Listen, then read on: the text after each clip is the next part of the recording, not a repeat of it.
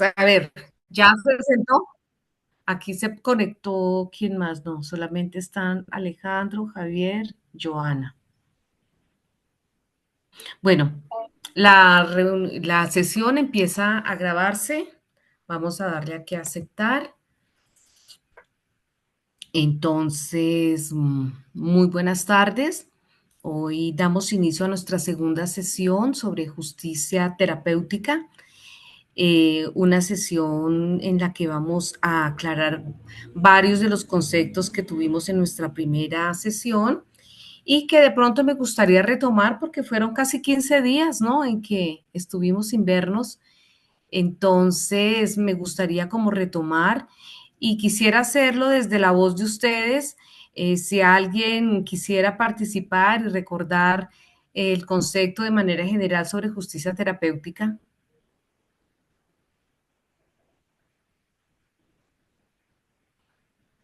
A ver, ¿será que lo hacemos dedocráticamente? Joana, ¿qué recuerdas sobre lo que hablamos en la primera sesión de justicia terapéutica?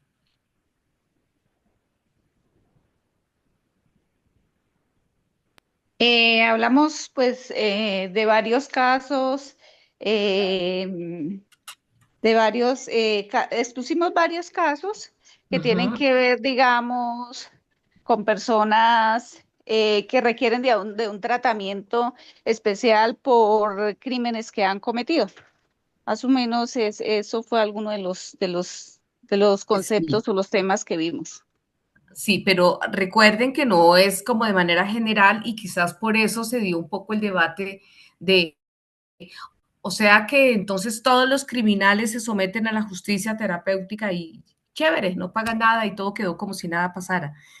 No. Entonces había como dos componentes de los cuales surge esta justicia terapéutica, que de hecho pues nos remontamos como a los años 90 en los Estados Unidos, unos estudiosos sobre el tema de criminología, reinserción de los criminales, aquellas personas que por temas de consumo o por una situación de carácter psicológico, enfermedades de carácter psicológico, patologías psicológicas, cometían delitos.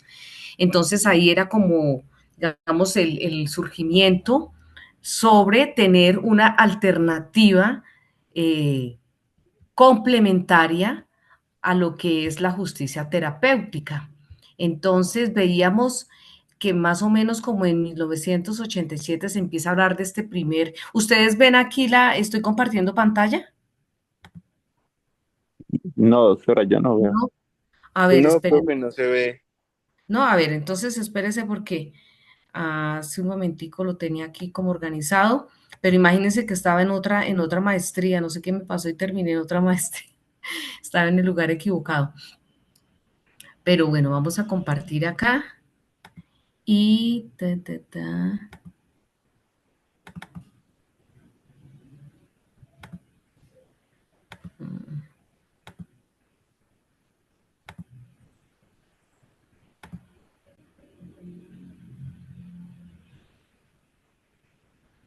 a ver,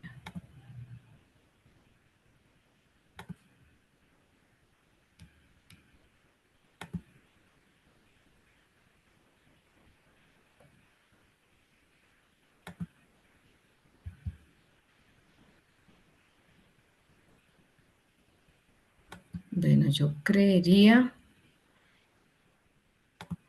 que aquí podemos empezar a como a compartir. Ahora sí,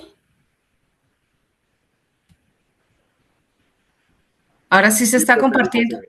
Sí, ¿Sí? señora. Ah, bueno, perfecto.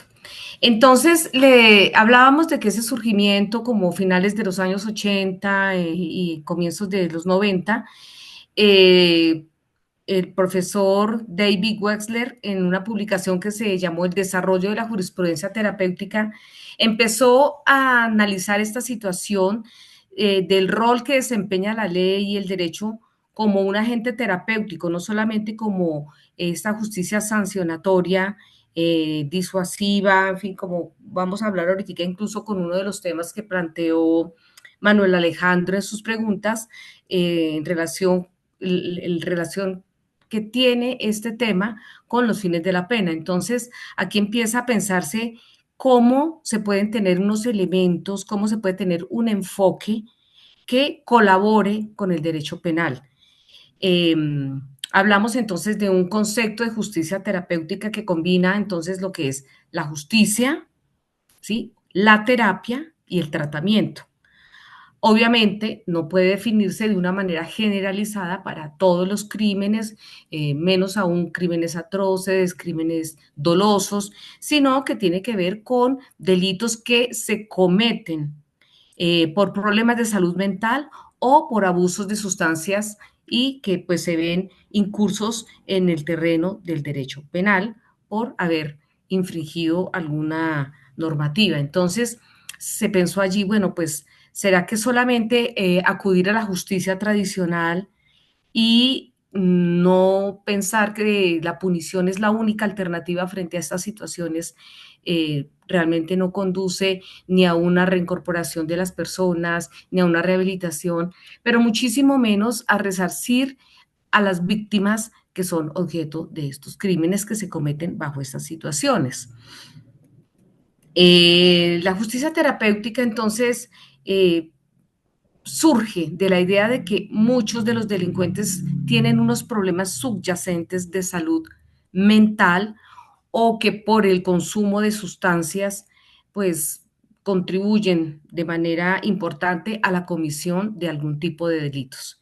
Entonces, cuando estas situaciones se abordan no solamente desde la parte punitiva, sino que se piensa en que estas personas pueden tener una terapia, un tratamiento, pues esto impacta de manera importante en las víctimas también para evitar la repetición, impacta notablemente, pues obviamente en el agresor o en el imputado, en el delincuente, como lo quieran llamar, quien comete el delito, para evitar pues la reincidencia y mejorar en términos generales la calidad de vida de los individuos y que contribuye pues a unas mejores relaciones de una sociedad en paz. Eh, Podemos decir que suena un poco altruista, pero efectivamente este es un enfoque que tiene un contenido importante de buscar maneras distintas de administración de justicia. Entonces, cuando hablamos de los enfoques de la justicia terapéutica, pues nos referimos a humanizar esa justicia, es decir, no solamente imponer penas privativas de la libertad, sanciones que en muchos casos, en lugar de contribuir a la resocialización o rehabilitación de quienes purgan estas condenas o estas penas, pues terminan siendo más bien escuelas del crimen. Hablamos de un enfoque en el bienestar, esto va referido en doble vía, no solamente a quienes se han sometido o buscan someterse a estos programas de justicia terapéutica, pues encuentran en ellos una manera de rehabilitarse, de reconocer el daño, de, de poder resarcir a quienes causaron ese daño y también pues una contribución para mejores relaciones interpersonales y de la sociedad pues en la que vivimos. Aquí hablamos de un tercer componente que es importante y tiene que ver con una de las preguntas que nos hizo Manuel Alejandro en un correo que me envió. Entonces, lo voy a pasar porque me quiero detener un poquitito más en adelante. Yo no los veo a ustedes ahora que estoy compartiendo la cámara, entonces yo les pido que si ustedes van a participar o quieren participar preguntando o haciendo alguna anotación, pues me hacen como el llamado a través del micrófono, ¿perfecto? Entonces, bueno, vamos con la colaboración interdisciplinaria. Decíamos en la clase anterior Profe Isa, que, ¿cómo? qué pena contigo. Es que no sé Sí. si estás compartiendo la pantalla que es, pero se ve es la pantalla de la reunión. Ok, entonces espérate, es que pregunté ahorita y me dijeron que sí se estaba compartiendo. Entonces déjame un segundo, O sea, porque sí se está entonces, compartiendo, pero se ve es la pestaña donde tienes la reunión, no la ok. presentación o el documento que estés presentando. Ujú. Bueno, entonces vamos a mirar a ver qué pasó acá. Ahora,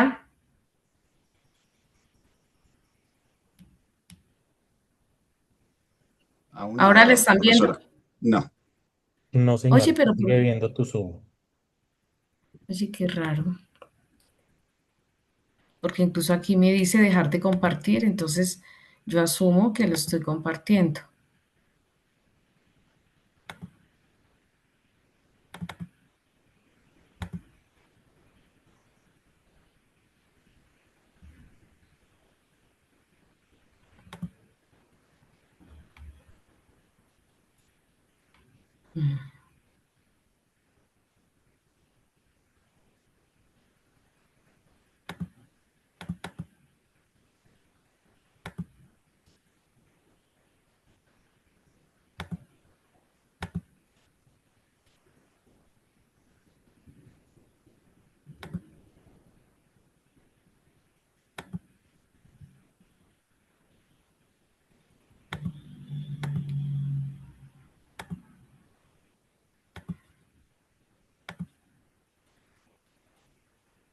Aquí dice está compartiendo pantalla, pero no sé por Sí, qué. señora. El documento que vas a compartir es el que dice ABC Reforma.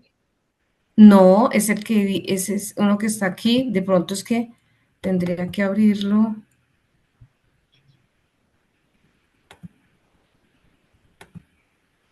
Bueno, aquí. ¿Sabes qué? Voy a quitar el de ABC Reformas y nos vamos a ir a este a ver si se puede compartir allí. Ahora, No, señora, ahora dejó de compartir toda la pantalla. vamos a ver entonces.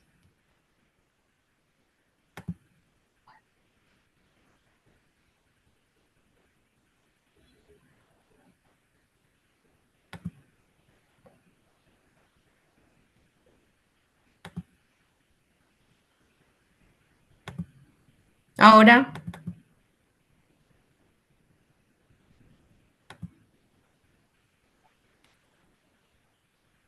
No, profe, no se comparte. yo pues, no sé por qué le estoy dando compartir pantalla.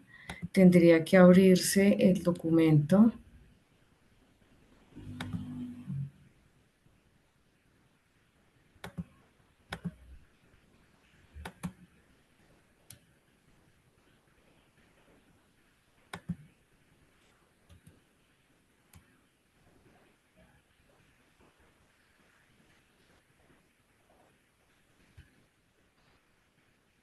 No, por Dios, ¿qué me pasó acá?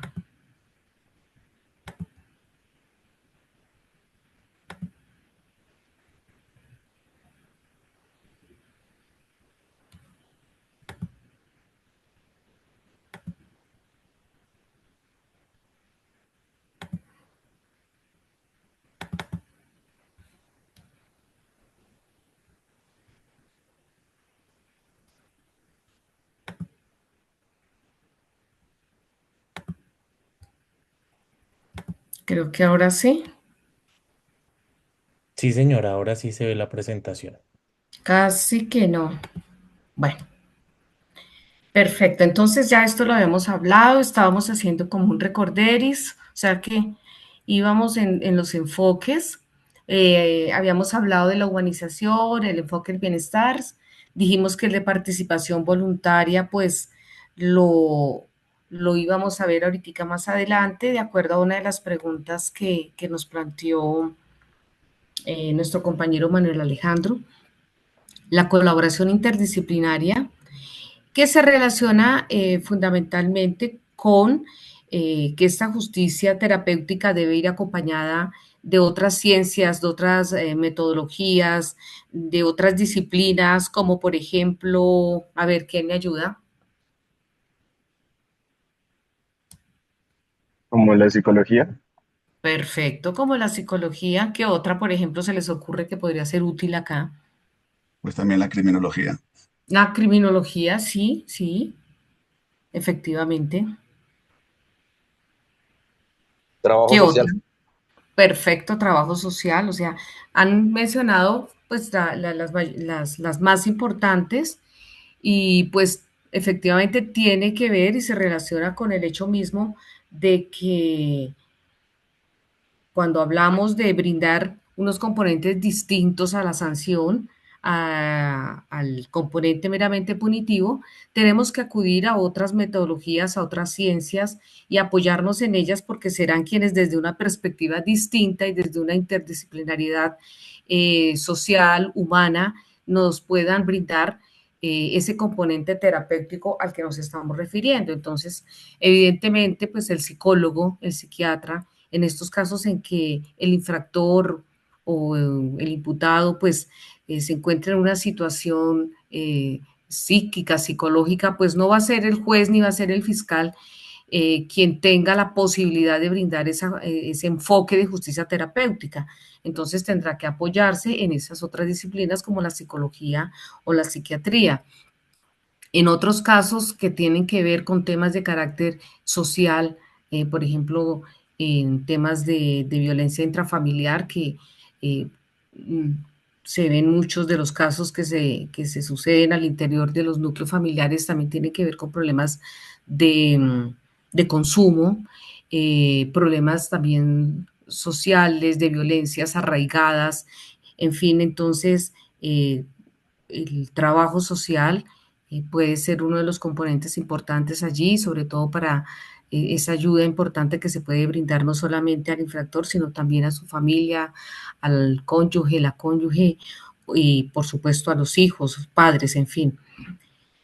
Tenemos un enfoque en la rehabilitación y pues esto creo que tiene que ver con un componente importante en lo que hemos llamado los fines de la pena. Entonces, no nos quedamos solamente con la parte retributiva, que evidentemente es uno de los, digamos, de los fines importantes que están considerados dentro de nuestro marco, nuestro ordenamiento legal, y que tiene que ver con un componente de prevención, de rehabilitación y no solamente el retributivo. Entonces, cuando hablamos de prevención, pues estamos haciendo referencia a una prevención de carácter general y es pues tratar de que esta sanción, que este fin de la pena contribuya de alguna manera para que la sociedad en general se disuada de cometer este tipo de crímenes. Y hablamos de una prevención especial y es justamente evitar que el delincuente reincida, que vuelva a cometer el delito y conectado con uno, digamos, de un componente que está más ligado a los temas de la justicia restaurativa, ¿no?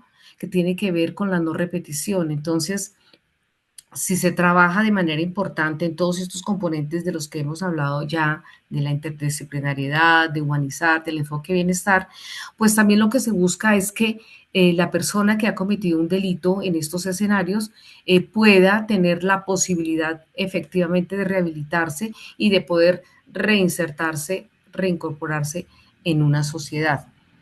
Mm, y pues el enfoque en la comunidad tiene que ver como de manera general en todos estos anteriores de cómo todo esto contribuye para mejores relacionamientos entre la sociedad, entre las víctimas, entre los victimarios, en provocar que todas estas medidas tengan un impacto real y que se den, digamos, en un acuerdo también donde la comunidad pueda de alguna manera participar, señalar cómo considera que pueden sentirse restablecidos en sus derechos. Cuando se cometen algunos crímenes de estos, pues no solamente se afecta de manera directa pues a las víctimas sobre las cuales recae el daño, sino que también se causa un impacto en esta sociedad en la cual, digamos, en ese entorno en el cual están concernidas. Entonces, ese enfoque frente a la comunidad es importante también en eso. Entonces, quizás nos vamos para esto y tiene que ver con una de las preguntas que Manuel Alejandro planteó y tiene que ver es con que si la justicia terapéutica eh, necesariamente tiene que ser voluntaria. Entonces, para referirnos ya en el campo de lo que es el ordenamiento interno en Colombia, lo dije en una clase anterior, es un enfoque nuevo, novedoso. No tenemos unos antecedentes muy grandes, tenemos unas experiencias que se acercan mucho, sobre todo en lo que tiene que ver con la justicia penal y responsabilidad penal para adolescentes, pero que se ha ido trabajando y avanzando. De hecho, se presentó un proyecto de ley en abril de este año referido al tema de justicia, de responsabilidad en la justicia penal para adolescentes, y uno de los componentes importantes que se considera es el de la justicia restaurativa y la justicia terapéutica. Entonces, para responder la pregunta de Manuel Alejandro, sí, si es obligatorio, es decir, si se puede imponer, ¿sí? Entonces, no, la respuesta es no, no se puede imponer, es decir, la justicia terapéutica se fundamenta en la participación voluntaria de la persona que va a recibir ese tratamiento, que va a recibir esa justicia terapéutica, de tal suerte que si la persona que cometió un delito bajo los efectos de la droga no está en condiciones de aceptar un tratamiento de rehabilitación, un tratamiento médico, psicológico, pues definitivamente no. Es decir, entonces ese componente es necesario y digamos que carece de ausencia de coerción. El juez no puede imponerle al imputado que se someta a un tratamiento terapéutico. Lo podrá proponer, podrá recomendarlo, ¿sí? Podrá incentivar su adopción como un mecanismo alternativo, ¿sí? Y pues aquí ya nos iríamos pues a otros temas que están contenidos, pero muy relacionados con el derecho penal, y es la suspensión condicional de la pena o en la libertad condicional, a los cuales se refieren los artículos 63 y 64 del Código Penal, pero nunca lo podrá imponer de manera coercitiva. Entonces, no sé, Manuel Alejandro, si Profe, esta primera pregunta quedaría respondida. Sí, te escucho. discúlpeme, no era, discúlpeme, compañero Manuel era el que le estaba preguntando y yo fui el que interrumpí antes porque me surgió una duda. Sí, a ver, pero yo le escucho. Profe, el asunto, gracias. El asunto es que la duda que me surge parte de que si estaríamos hablando sobre que el enfoque de esta justicia está dirigido a personas que ya partimos del hecho de que tienen problemas de consumo de sustancias o de salud mental, el asunto de la voluntad en términos de derecho no estaría ahí como en medio de la palestra de qué tanto o qué tan voluntario igual puede ser la participación de estas personas a partir de que en estas condiciones, en cuanto a lo que les digo, como la posibilidad de realmente dar esa voluntad. Lo, bueno, digamos que uno podría pensar sobre todo en las personas que tienen un problema de salud mental, quizás sería un poco más complicado, pero sí es requisito sine qua non es que si la persona no tiene la voluntad de hacerlo, no se le puede obligar, ¿sí? Entendido de que la justicia terapéutica es un enfoque, ¿sí? Yo no es que le esté cambiando la justicia penal, la responsabilidad penal que tenga la persona por el delito que cometió, y entonces ahora vámonos a la justicia terapéutica y la justicia penal la dejamos de un lado. No, este es un enfoque que sirve de apoyo, de amparo, ¿sí? Es un, digamos, como un componente alternativo para la justicia penal, pero de manera alguna la excluye. Es decir, la persona, si se somete a esta justicia terapéutica, pues seguramente, y este es el propósito, obtener unos mejores resultados en cuanto a su rehabilitación, más adelante a su reinserción, y para tener, incentivar la adopción alternativa que está considerada en el Código Penal. Es decir, eso no es algo que la justicia terapéutica venga a traslapar o venga a sustituir a la administración de justicia penal, sino es un componente que ayuda, es un enfoque, digamos, no, sí, también puede ser paralelo, pero es un enfoque del cual se vale la administración de justicia para tener un manejo que incentive la adopción de medidas alternas en temas de rehabilitación, en temas de reinserción, todos estos componentes que hablamos hace un momento, de que la víctima se sienta reconocida, que es parte también un poco de la justicia restaurativa, pero de que el victimario sienta que si es sometido a un tratamiento terapéutico, pues seguramente tanto para la víctima como para él, como para la sociedad, va a tener unos elementos positivos que además influirán en la sanción que se le va a imponer, pues definitivamente de acuerdo a los parámetros y de acuerdo al establecimiento normativo interno, en este caso el Código Penal, el Código de Procedimiento Penal, jamás sustitutivo, ¿sí? Eso sí, jamás sustitutivo de la responsabilidad tanto civil como penal que tenga el imputado por el delito que haya cometido. No sé si queda claro este tema de la voluntariedad. Yo tengo una pregunta, profesora. Sí. Eh, es decir, como complementar.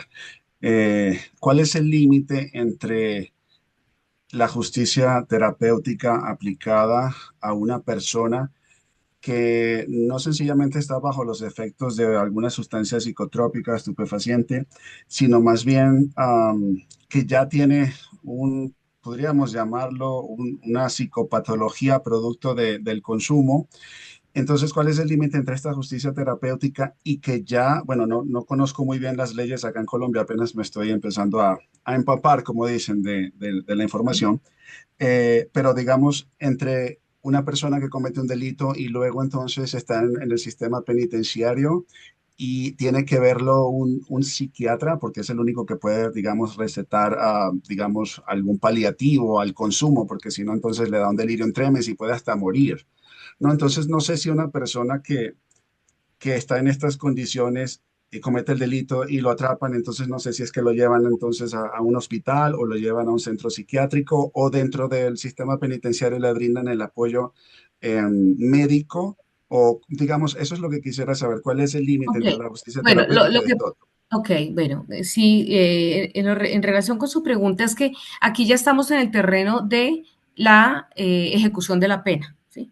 Entonces aquí ya son pues medidas que se dan dentro de la ejecución de la pena y también podría pensarse que es una medida terapéutica, ¿sí? Pero cuando estamos hablando de la voluntariedad de acogerse para efectos de incentivar la adopción, ¿sí? De una medida alternativa o para la suspensión condicional o para la suspensión de la pena, pues entonces en el derecho interno colombiano fundamentalmente se trabaja como una medida dentro del principio de oportunidad, ¿sí? Solo que no me quería meter ya ahí porque este es un tema que quería ver más adelante, pero podrá, por ejemplo, el fiscal solicitar al juez de garantías que se estudie la posibilidad dentro de ese principio de oportunidad también cuando el agresor, el victimario, el imputado, en fin, solicita y dice quiere colaborar, quiere entregar información, quiere, en fin, lo que se puede dar dentro de ese principio, entonces también se puede solicitar en ese momento, que eso es lo que se está planteando internamente y lo que se está de alguna manera promoviendo y quizás buscando la reglamentación internamente en Colombia es que se haga a partir de esa instancia. Entonces, que si se hace la medida terapéutica dentro de la ejecución de la pena, que es cuando usted me pregunta, cuando ya está detenido, cuando ya está purgando su condena, pues esas ya son medidas que se deberán tomar a través del juez de ejecución de penas y que será ya un tema de tratamiento por parte de salud mental, que es uno de los ítems que maneja el derecho, pues no es el derecho, sino más bien el, el tema, pues sí, el Código Penitenciario y Carcelario. En Colombia, pues tenemos no una jurisdicción, sino un código que regula este tipo ya de medidas cuando las personas se encuentran en ejercicio de la ejecución de su pena. Entonces, si se requiere un tratamiento, así como puede requerir un tratamiento no solamente terapéutico, si están dentro de la ejecución de la pena o las personas que se encuentren privadas de la libertad, pues digamos que el Estado es el depositario de esas personas que se encuentran allí y está en la obligación de suministrarles, pues por eso la alimentación, eh, que se encuentran en condiciones de reclusión dignas, lo cual pues dista mucho de lo que es la realidad actual, pero también si requieren un tratamiento médico, hospitalario, pues es el sistema carcelario y penitenciario a través del INPEC, del Instituto Nacional Penitenciario y Carcelario, de las entidades que funcionan al interior de las cárceles, que por ejemplo, tanto en las penitenciarías como en las cárceles de distrito judicial, como en los lugares de reclusión de mujeres,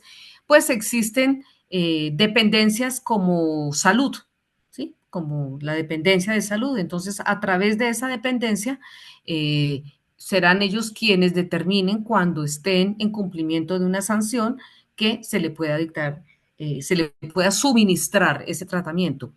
Pero cuando estamos hablando del enfoque terapéutico, tiene más que ver en un momento en el que antes de que se le imponga la sanción, la persona se puede someter a que se le dé ese tratamiento. Y sigo insistiendo, no excluye su responsabilidad penal, no excluye de su responsabilidad civil, sino es una manera de contribuir a esa, digamos, rehabilitación de la persona que ha cometido el delito. Se busca evitar la reincidencia, se busca también que el individuo reconozca su situación propia, reconozca que ha infringido la ley, reconozca el daño que ha causado y por supuesto que pueda de mejor manera reparar a las víctimas.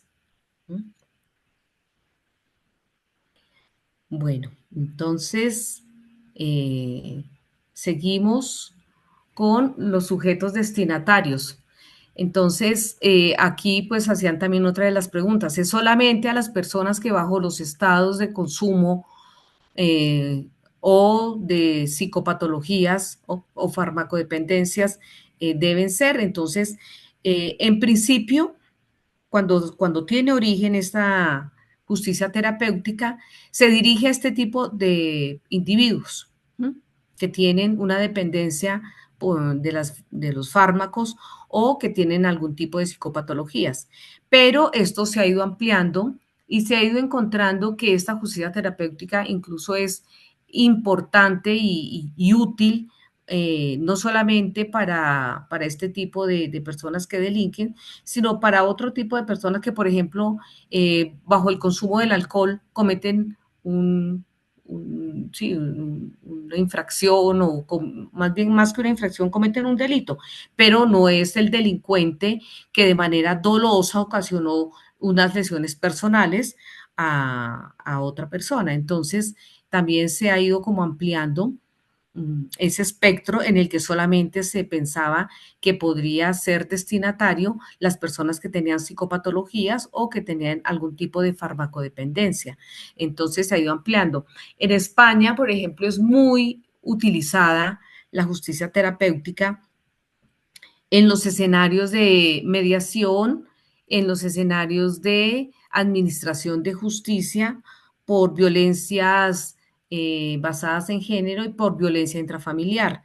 Entonces, digamos, en esa práctica en España se ha identificado que este enfoque terapéutico ha tenido una gran incidencia y ha beneficiado a las personas que se acogen a estas medidas alternas para poder avanzar y para poder restablecer derechos y para poder ellos mismos también encauzarse en un proceso de rehabilitación y de reinserción.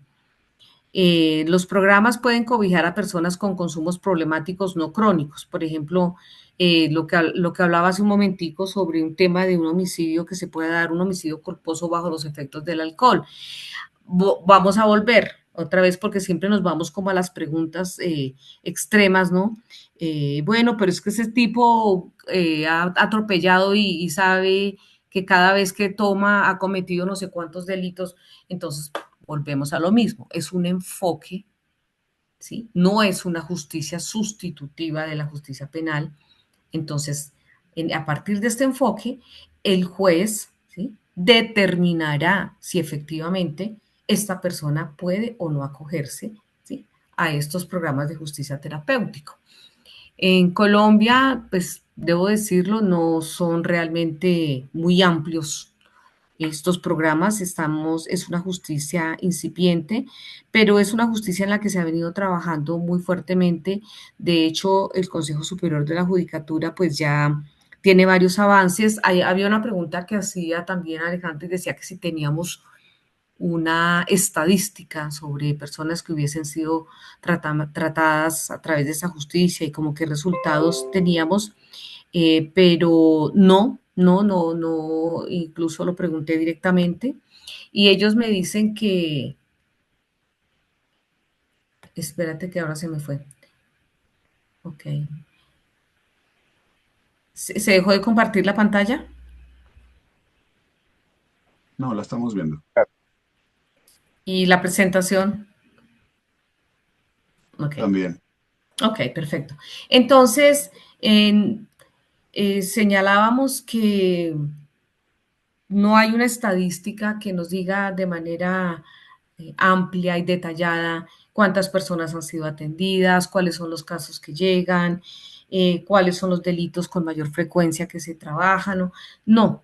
En este momento casi que nos encontramos en una fase de documentación. En el proyecto de ley que se presentó, si no estoy mal, en abril de este año, en ese entonces por la ministra que se encontraba, la ministra de Justicia, y el presidente del Consejo Superior de la Judicatura, se presentó un proyecto de ley para reformar la ley 1098 del 2006, que es la justicia de responsabilidad penal para adolescentes. Entonces, se incorpora ya con un nombre propio la justicia restaurativa y la justicia terapéutica, ¿sí?, en el entendido en que son enfoques importantes que deben contemplarse en la administración de justicia para la responsabilidad que deben asumir los adolescentes. Entonces, eh, señalar también que se busca una intervención integral que atienda la raíz criminógena, ¿sí? Entonces, hablábamos hace un momento de la violencia intrafamiliar, control de impulsos, dependencia de sustancias, trauma psicosocial, eh, entorno social en que se mueven, eh, incluso agresiones de que han sido víctimas, en este caso los mismos victimarios. Entonces, cuando se busca atender, ustedes que están ahorita en los terrenos de la criminología, cuando se busca atender esa raíz criminógena de lo que causaron este tipo de violencias, pues también se pueden encontrar muchas respuestas que pueden ayudar efectivamente a un tratamiento terapéutico en pro de quienes cometen estos delitos y que necesariamente redunda en la reparación y restablecimiento de derechos de las víctimas. El límite es que no se desplace la responsabilidad penal. Entonces, aquí seguir insistiendo en que el infractor sigue respondiendo por la conducta, ¿sí?, por su acción o por su omisión, pero se habilitan mecanismos complementarios de reinserción y de prevención. Entonces, yo creo que aquí, con esta última que la tenemos aquí, quizás la voy a resaltar, ¿eh?, para que quede claro en nosotros que no, la justicia terapéutica de manera alguna desplaza la responsabilidad penal. Es decir, el infractor siempre tendrá que responder penal y civilmente por el delito que cometió. Tendrá que resarcir a la víctima, tendrá que responder por la sanción que le imponga el juez por el delito que comete, al margen de que si la persona de manera voluntaria, ¿sí?, se acoge a estos programas de justicia terapéutica, entonces podrá tener un beneficio de los que ya contempla la ley penal en Colombia, que lo hablamos hace un momento. Los artículos 63 y 64 contemplan en qué momento se puede pedir una suspensión, el subrogado, en fin, pero que quede claro que no es algo que impone la justicia terapéutica, sino que ya esto está tipificado, está concernido en el ordenamiento penal colombiano en este caso, y que la justicia terapéutica se constituye en un enfoque, en un aliado para lograr que de mejor manera se puedan, digamos, hacer efectivos estos, estos derechos que tienen las personas que cometen infracciones. No solamente tienen derechos pues los que no las cometen, sino que hasta quienes han cometido un delito eh, al interior de un establecimiento carcelario, pues tendrá también derechos y garantías fundamentales, siguen siendo personas.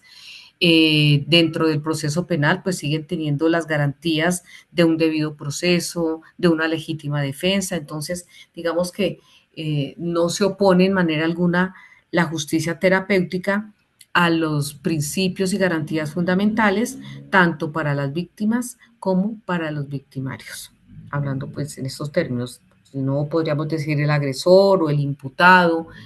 Bueno, las víctimas pues siempre serán, digamos, la parte a veces menos visible en todo esto, pero quizás las más importantes dentro de un escenario de administración de justicia penal. No sé si hay alguna pregunta hasta acá o pasamos a la participación de las víctimas.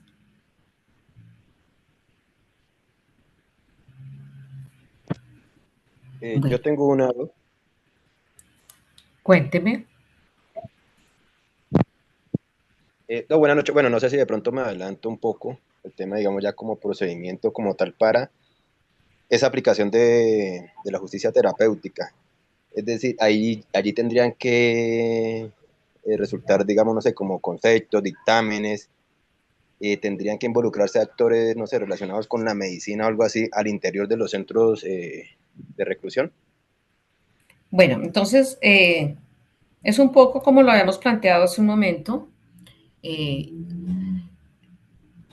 una cosa es cuando ya están dentro de la ejecución de la pena, es decir, ya han sido sancionados o han sido acreedores a una sanción privativa de la libertad, por ejemplo, y ya será el centro carcelario y penitenciario si requiere una atención psicológica quien la brinde. Pero cuando estamos hablando de justicia terapéutica, estamos hablando de esa voluntad que en el momento del proceso mismo la persona que ha cometido el delito señala la voluntad de acogerse a alguno de estos temas o alguna de las medidas que se imponen o que se conciernen dentro de la justicia terapéutica, más bien, porque no se impone. De hecho, lo hemos repetido y lo hemos reiterado, es voluntaria. Entonces, si se requiere la participación, claro, y tiene que ver con la interdisciplinariedad, que es una de las características importantes de la justicia terapéutica. Lo hablábamos al comienzo de la sesión de hoy y señalábamos que la justicia terapéutica eh, eh, pues no la aplican directamente los jueces o los fiscales.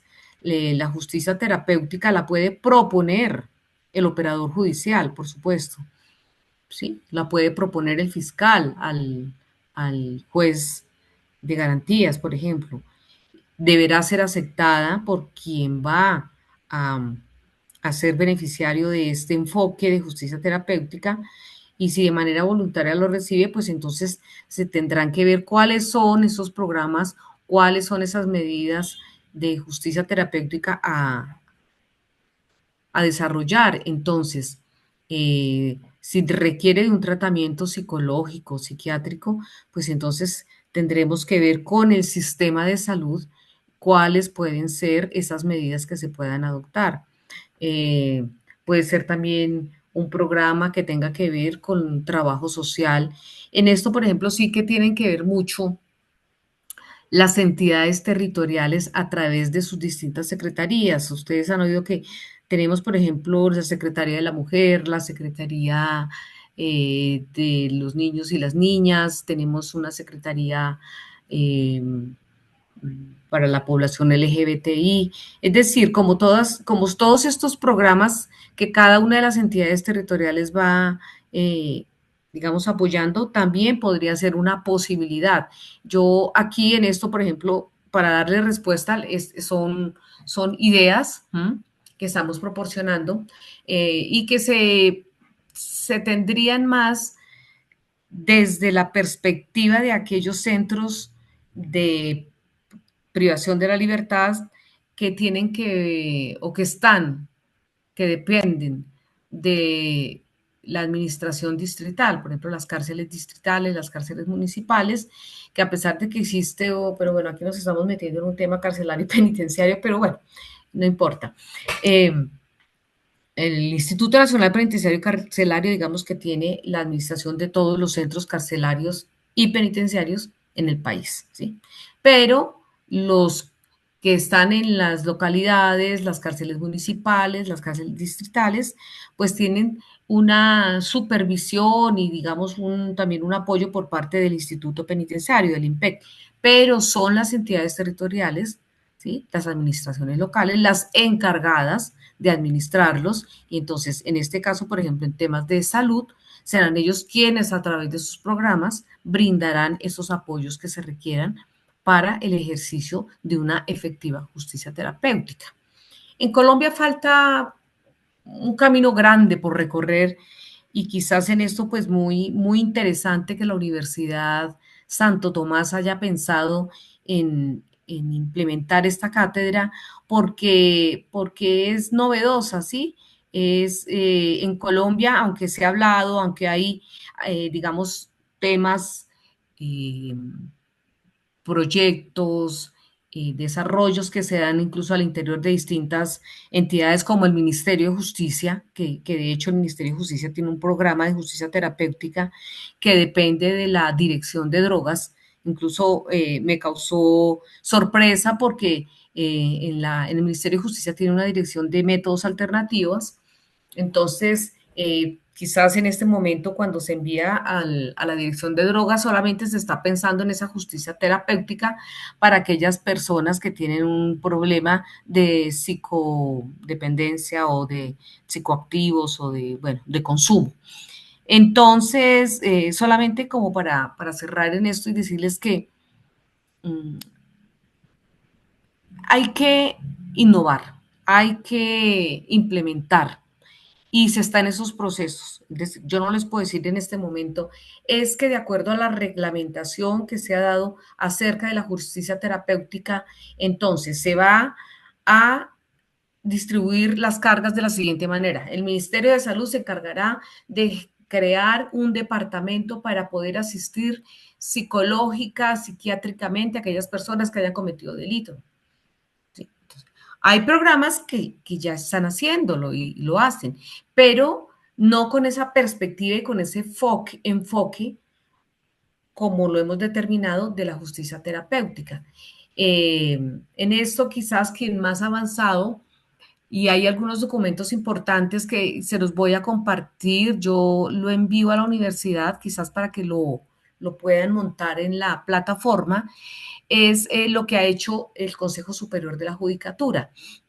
Entonces, se está como en ese proceso de socialización, de concientización, de que la gente, de que sobre todo los operadores de administración de justicia, tengan esa perspectiva y entiendan que el enfoque terapéutico es una herramienta importante dentro de la administración de justicia penal, que no sustituye la responsabilidad de quienes cometen estos delitos, pero que sí es muy importante considerarla y tenerla en cuenta para que esa administración que solamente de pronto en justicia penal ha estado muy ceñida a lo que tiene que ver con la retribución de la pena, tenga un componente un poco más amplio y que le pegue a esto que nosotros llamamos la prevención, que sea efectiva, ¿sí?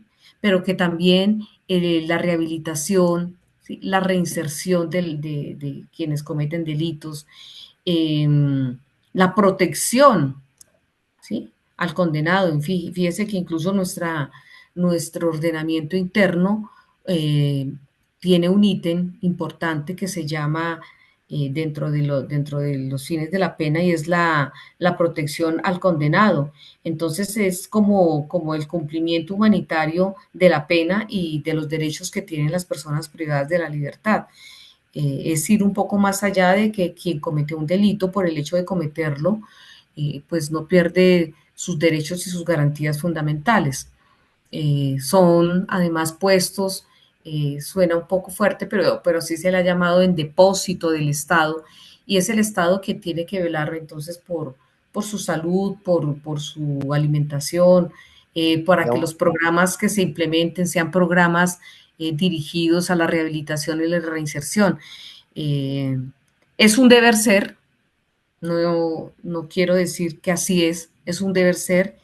eh, Están contemplados en la Constitución, las leyes, el mismo Código Penitenciario y Carcelario, que las condiciones físicas en que se encuentran las personas privadas de la libertad difícilmente permiten que estos fines de la pena sean efectivos, pues también lo es, pero no por eso dejan de tener esos derechos y esas garantías las personas que han sido privadas de la libertad. Creo que alguien iba a decir algo y de pronto con esto cerramos porque ahorita tengo otra charla a las 7, entonces les escucho.